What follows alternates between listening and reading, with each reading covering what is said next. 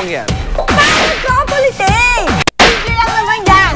You gotta make the star, and then murder the star, and then you chop the names, and then put them together, and power couple! Power! Pero may art dyan. Bago muna magkaroon ng song yan, tinesting muna ang Marding. Parang malambot. Beng yan. Para sa Dyna! Ding! Yan ang bato! At Donmar! Parang Jijimon lang. Para hindi na mahirapan ng mga fans, T-Humbly presents our Power Couple recommendations for the Big Authority! Wow! Power nga! Sino ang di makaalala sa Mark and Jen tandem? Pero dahil may kanya-kanya na silang partners, may represent to you, Janice Trillo and Janalyn Mercado! Dan dan dan dan! Janalyn! At Mark Heros at Tina Agustio. Marikina! Very flex mo. Kung last week, kinabahan kayo kay Karen at Pepe ng Lunas Cafe. Maluka kayo sa next power couple natin mga Day at Dong! Chris and Julie. Welcome! Welcome! Perfect! Isabel, Ollie at James na! Jezebel! Parang siya na naman. Ay, mapagkita mo na natin! Bilisan mo! Teka lang. John Lloyd at Shaina! Jaina! Teka, ayaw na ka. Okay lang yun sa kanya na yung Lloyd. Lloyd pa! Lagi mo at Ronald Singson! Loro! Hong Kong! Tama? Pinoy at Shalani. Shalanoy! Eh teka, hiwalay na raw eh. Ano na ngayon? Shalani tsaka Willie Revillame. Shawi! Mega lang! Speaking of Mega, Sharon and Senator Kiko. Shako! Eh teka, ayaw ni Krista Klein nito kasi dumipik sa China. O siya, Krista JR. KR! Magalona at Dominic Rocco. Tama! Parang pag-iisang bandi lang! Ito pa isa, Felix Rocco at Glesia de Castro. Pegla! Teka, baba na nga ako. DJ Mo. At Rian Ramos. Raimo! Samahan natin ang bromance, Aaron Villena at Ian Batterson. Bro niyan! Wally at Jose. Wase! Sam Piolo. Ayoko! Jan Charles at Rachel Ango. Rachel! Angel Locsin at Luis Lucky Manzano. Ang Lucky! Ay, hindi kayo malasin?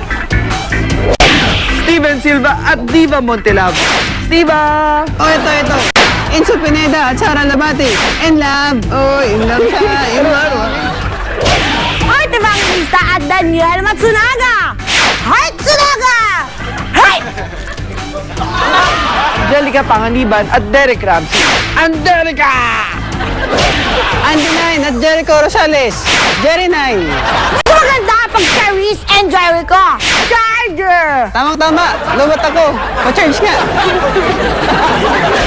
Aiden ko at Vicky Bello! Hi, V! Siyempre, karugtong din si Katrina Halili at Chris Lawrence. Chris Cat. Parang French fries lang ah. Barbie Forteza at Joshua Jonicio. Barshwa!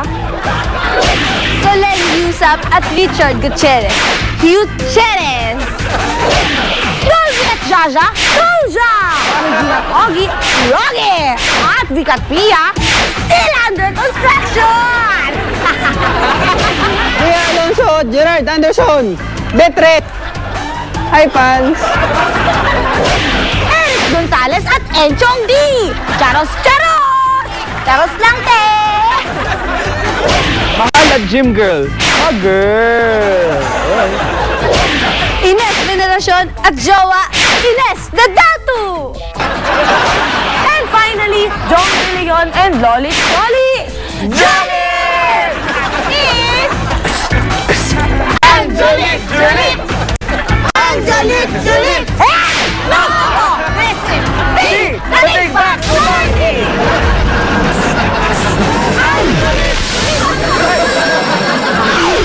sinisigurado ko na every time magkasama kami, lagi lang masaya. Labis daw ang pag-aalala ni Dennis Trillo sa kalagayan ng kanyang kasintahang si Jenilyn Mercado. Matatandaan kamakailan lang ay isinugod sa ospital si Jen dahil sa kanyang heart condition. Siyempre, laging nag-aalala. Siyempre, lagi ko siyang pinapayuhan na huwag masyado magpapastress, huwag masyado isipin yung mga hindi dapat isipin. Kailangan lagi lang siyang relaxed, lalo na yung mga problema sa trabaho. Huwag lang niyang masyadong dibdibin para hindi na nakakadagdag dun sa nararamdaman niya. Ayon naman kay Jenilyn, malaking tulong talaga si Dennis sa buhay ko. Tsaka talagang mas napapagaan yung pakiramdam ko. Na-appreciate ko na ganun yung tingin niya sa akin, ganun yung epekto ko sa kanya. Sana gumaling na yung wag na siya masyadong atakiin nung sakit niya kasi medyo iba rin yung nararamdaman ko kapag nalalaman ko na nahihirapan siya. Siyempre, apektado ka rin kahit papaano. ano ba ang ginagawa ni Dennis para mapagaan ang nararamdaman ni Jen? Siyempre, hindi ko siya binibigyan ng problema. Sinisigurado ko na every time magkasama kami, lagi lang masaya pa. Kung ano yung mga ginagawa niya, siyempre, gusto ko rin pantayan yun. So, ganun din siguro yung secret. Kung maaari, higitan pa. Mariin namang pinabulaanan ni Dennis ang isyong nagdadalang tao si Jen kung kaya't na ospital ito. Hindi talaga totoo yun. Walang katotohanan din. Mga bata pa yung mga anak namin, so wala pa kaming balak na madagdagan yun. Masasabi ba ni Dennis na close na siya sa anak ni Jen na si AJ? At ganun din si Jen sa kanyang anak na si Calix? Matable na din. Wala naman problema. Ganun din si Calix. Ganun din, lalo na, syempre. Ano nga ba ang sikreto ni Dennis at Jen at napapanatili nilang maganda ang kanilang relasyon? Tahimik. Yung pagiging tahimik itself, malaking bagay yun para sa isang relasyon na relasyon walang isip. Intindihin, lawakan lang yung pag-iisip tungkol sa mga bagay-bagay. Total, matured na naman kami pareho. Pag-iisip and sa pag-uugali. Hindi kaya magselo si Jen ngayong makakatambal ni Dennis si Heart Evangelista sa Dwarfina? Alam naman namin pareho na trabaho lang yun. Masasabi ba ni Dennis na si Jen na ang huling babae sa buhay niya? Siyempre, lahat naman ng nasa relasyon, ganun talaga yung hino-hope, di ba? Di ba, hindi natin masasabi kung ano yung mangyayari, pero mas maganda kung maging ganun talaga.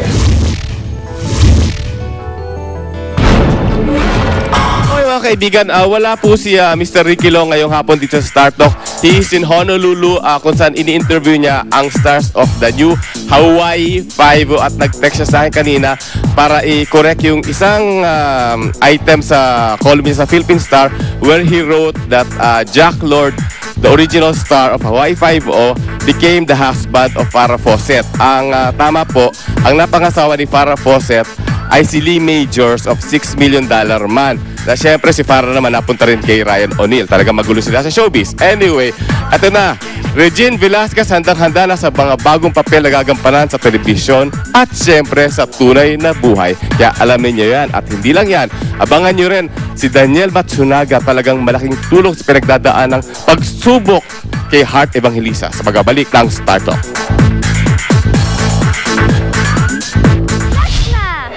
Totally explosive!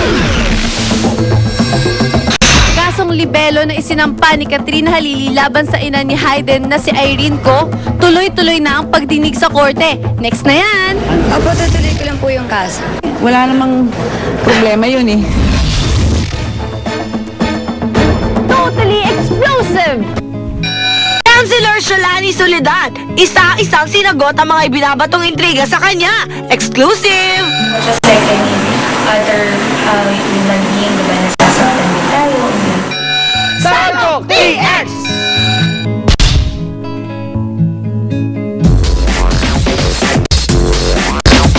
Sawa sa pinagkakatiwalaang dinig